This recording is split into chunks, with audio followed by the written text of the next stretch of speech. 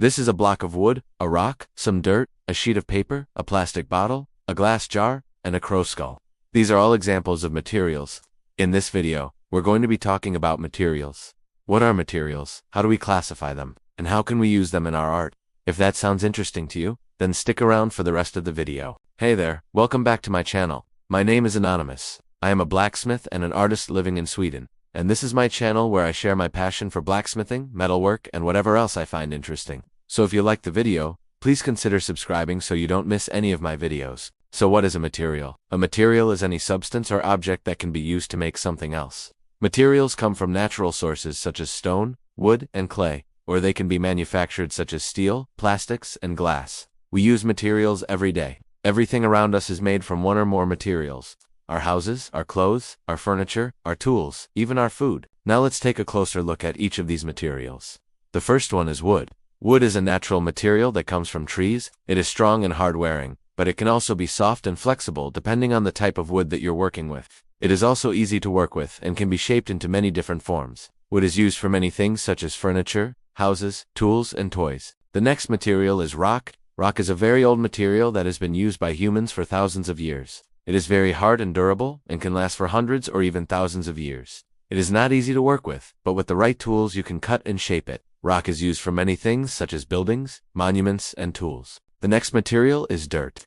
Dirt is a natural material that is found everywhere on Earth. It is made up of tiny pieces of rocks, minerals, and organic matter. It is very cheap and easy to get. It is not very strong or durable, but it can be hardened with the addition of other materials such as clay or cement. Dirt is used for many things such as pottery, bricks, and cement. The next material is paper.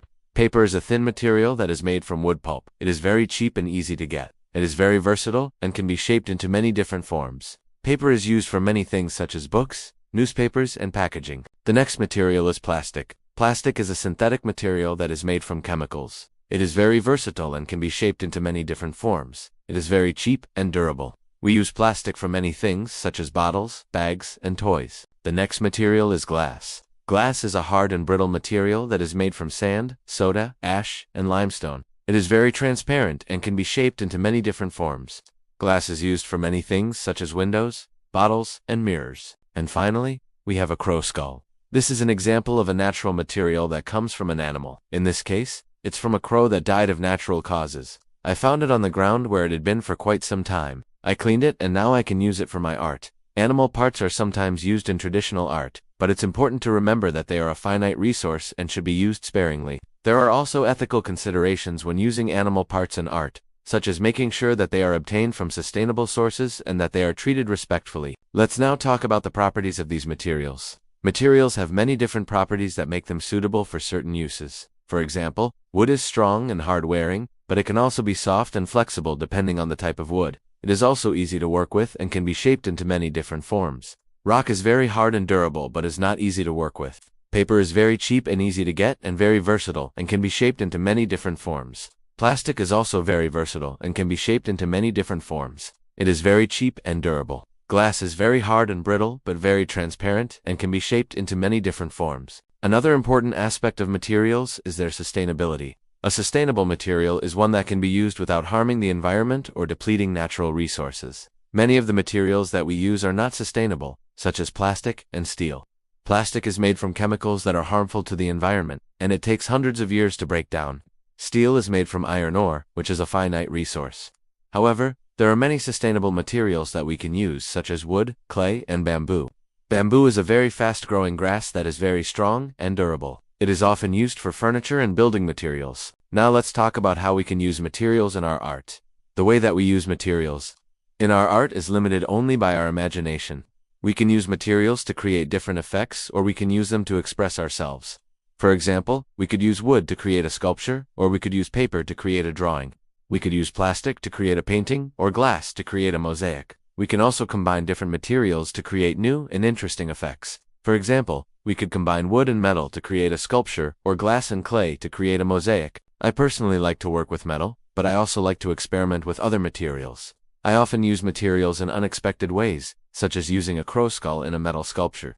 I also like to combine different materials together to create new and interesting effects. Some of the most important things to remember when working with materials are to always be respectful of the material and to never waste it. Each material is unique and has its own beauty. When we use materials, we should strive to enhance their natural beauty rather than try to change it. We should also remember that materials are a finite resource and should not be wasted. Whenever possible, we should try to recycle or reuse materials rather than throwing them away. I hope that you enjoyed this video and learned something new about materials. If you liked it, please give me a thumbs up and leave me a comment. And if you haven't already done so, please subscribe to my channel so you don't miss any of my videos. Thanks for watching. I have some news for you. You are looking at an elephant made of pure gold. I know it looks like an ordinary elephant statue, but it's not. It's worth more than $46 million. And that's just one of the most expensive materials ever found on Earth. There are so many precious metals and stones that have been discovered over the years. Some of them were used to make jewelry for kings, while others were used to build entire nations. But there are still more materials out there that haven't been discovered yet.